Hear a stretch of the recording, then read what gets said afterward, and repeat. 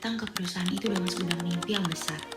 Kupikir kalau tempat itu akan jadi awal perjalanan karirku sebagai KOL spesialis. Nyatanya, justru di sanalah aku belajar arti takut dan kecewa.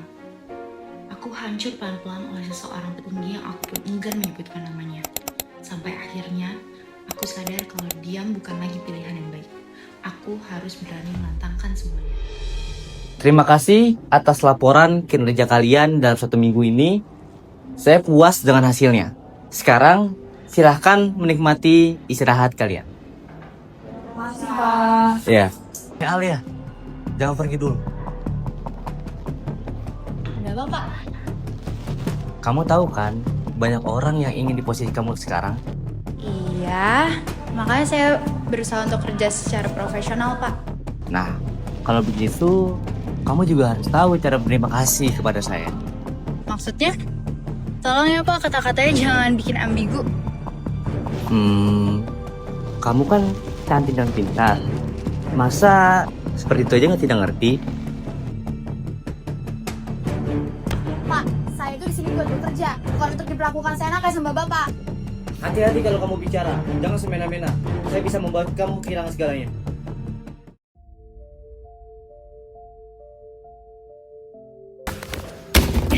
Maaf, Mbak.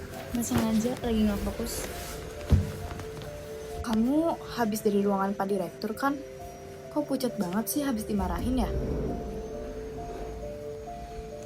Aku takut, Mbak. Takut kenapa? Dia, Pak Direktur, gak pantas dibilang pimpinan. Maksud kamu? Dia ngancam saya, Mbak. Dia ngelecehin saya. Saya disuruh diem kalau masih mau kerja di sini. Kamu serius? Saya nggak bohong. Sampai sekarang aja saya masih belum better. Saya udah lapor ke internal, tapi nggak ada yang mau dengar suara saya, Mbak. Kalau jalur internal gagal, kamu boleh bersuara. Maksudnya? Media sosial. Kalau kamu bilang ini ke publik, suara kamu pasti didengar.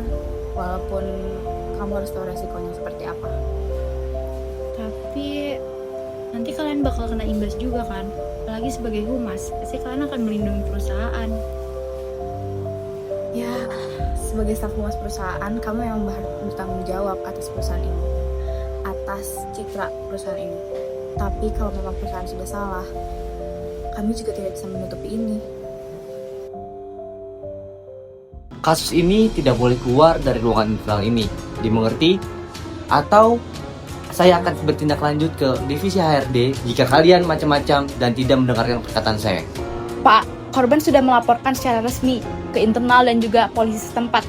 Kalau seperti ini, keadaan semakin runyam, Pak. Dan itu akan berhenti saat ini. Tapi, Pak, publik sudah banyak yang tahu. Bahkan kasus ini sudah tersebar ke berbagai media menjadi sebuah isu. Saya khawatir, Pak, akan citra perusahaan ini yang dapat buruk dalam sekejap. Tugas kalian itu melindungi perusahaan dengan arahan-arahan yang sudah saya sampaikan, bukan malah memperkeruh keadaan dengan pernyataan yang kalian buat senak jidat itu. Dasar. Melindungi perusahaan itu bukan berarti menutup kejahatan, Pak. Saya tidak mau mendengarkan alasan kalian. Sekarang buat press release yang aman. Kalau kalian menolak, saya pastikan karir kalian hancur detik ini juga.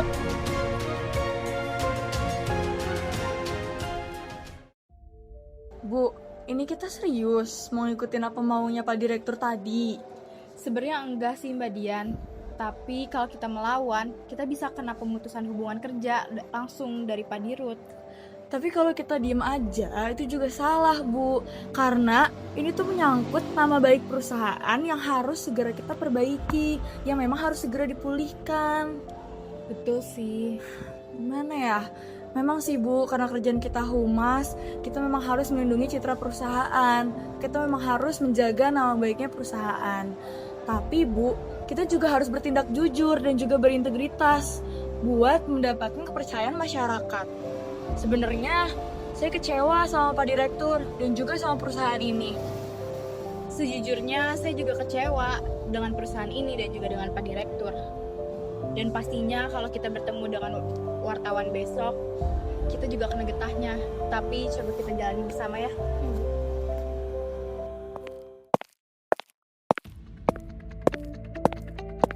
Pak. Beberapa sumber mengatakan bahwa kenapa diri sekalian tidak menyatakan bahwa Bapak Dirut merupakan salah satu pelaku dari kekerasan seksual terhadap karyawan di perusahaan tersebut. Oke, baik, mohon maaf sebelumnya, tapi kamu belum bisa memberikan informasi terkait hal tersebut karena informasi tersebut masih ditindaklanjuti. Oke, terima kasih ya.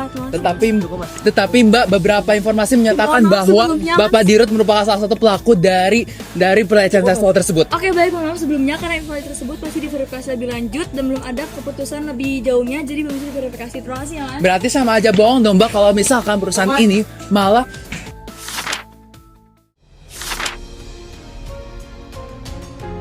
Kami sudah memeriksa seluruh dokumen dan checklist yang kami kerjakan. Namun di sini kenapa ada satu fakta yang kalian tutupi ya?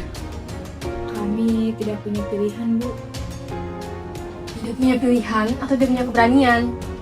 Kami ditekan oleh pimpinan, Bu, dan kami terancam akan kehilangan pekerjaan jika kami mengungkapkan kebenaran. Begini ya, ancaman nilai tidak batas itu karena alasan melindungi publik. Kalian tahu kan, apa itu artinya integritas dan preferensi kehumasan? Menjaga kepercayaan publik. Betul, dan hari ini percayaan publik telah kalian hadapi.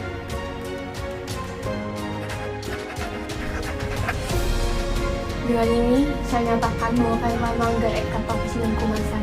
Oleh karena itu, prinsip keterbukaan, tanggung jawab, dan kejujuran telah kalian langgar. Maka dari itu, kalian harus siap menerima sanksi.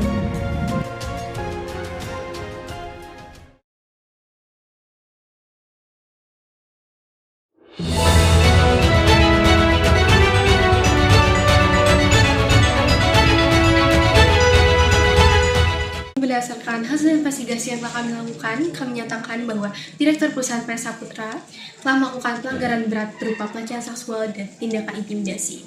Oleh karena itu, kami akan membawa kasus ini ke pihak yang berwajib agar dapat diproses secara hukum. Dan teruntuk tim humas dari PT Saputra akan dikenakan sanksi tentunya, yaitu berupa pembekuan anggota sementara untuk tim humasnya. Dan mereka juga setelah itu akan melakukan pelatihan ulang terkait etika profesi kehumasan. Saya sempat ragu untuk menyampaikan kebenaran, namun saya menyadari bahwa memilih diam hanya akan memperpanjang terjadinya pelanggaran dan membiarkan ketidakadilan terus berlangsung. Menyampaikan kebenaran adalah langkah penting untuk mencegah hal yang sama akan terulang. Selama ini, kami lebih mengutamakan rasa aman bagi diri dan institusi tanpa sepenuhnya mempertimbangkan dampak keputusan kami terhadap pihak lain. Pilihan tersebut pada akhirnya telah melukai banyak orang, dan itu adalah bentuk tanggung jawab yang tidak dapat kami abaikan.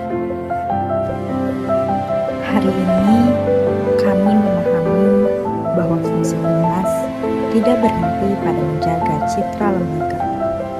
Humas memiliki peran strategis sebagai penjaga integritas, transparansi, dan kebenaran demi kepentingan publik.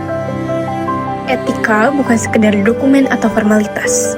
Ia bukan hanya pasal-pasal dalam kode etik, bukan pula hanya pelengkap dalam laporan atau presentasi. Etika adalah kompas moral yang seharusnya menuntun setiap langkah insan humas dalam menghadapi situasi paling sulit sekalipun. Dalam dunia kehumasan, menjaga reputasi bukan berarti menutupi kebenaran. Melindungi institusi bukan berarti mengorbankan suara korban. Dan membangun kepercayaan publik bukan berarti menciptakan citra semu, melainkan memperjuangkan kejujuran. IPRA mengajarkan bahwa seseorang praktisi humas memiliki tanggung jawab bukan hanya kepada atasan, bukan hanya kepada lembaga, tetapi kepada masyarakat luas. Karena setiap informasi yang kita sampaikan atau sembunyikan memiliki dampak nyata bagi kehidupan orang lain. Ketika kita memilih diam atas sebuah pelanggaran, saat itulah kita ikut melanggengkan ketidakadilan. Namun, ketika kita berani bersikap jujur, bertanggung jawab, dan berpihak pada kebenaran, saat itulah profesi humas menemukan maknanya. Melayani kepentingan publik bukan sekedar menjaga citra. Humas bukan perisai kebohongan, melainkan penjaga kepercayaan publik. Transparansi adalah keberanian, integritas adalah tanggung jawab, dan kejujuran adalah fondasi sejati dari kepercayaan. Karena kepercayaan publik bukan dibangun dari apa yang disembunyikan, melainkan dari keberanian untuk mengatakan kebenaran.